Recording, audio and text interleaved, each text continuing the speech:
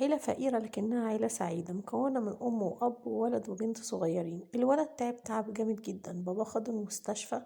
بعد كشف وتحاليل اكتشف إنه عنده ورم على المخ. روح البيت لقى مامته، سألته: مالك؟ هو الولد عنده ايه؟ قال لها: ده تعبان جدا ومحتاج عملية غالية قوي ومحتاج معجزة. البنت الصغيرة كانت بتسمع الكلام ده وهي في أوضتها. طلعت تجري على الحصالة بتاعتها، فتحتها لقت فيها دولار، خدته وطلعت تجري على الصيدلية.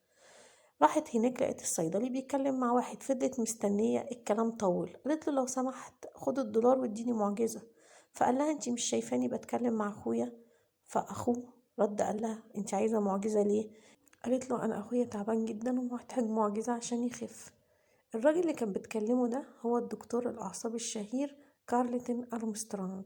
قال لها: طب خديني البيت. راح معاها البيت وخد أخوه ووداه المستشفى وعمل له العملية. أخد منها الدولار وبروزه وحطه في عيادته وكتب عليه: دولار تمن معجزة. أكتر حاجة بتميزنا كبشر إحساسنا بالآخرين.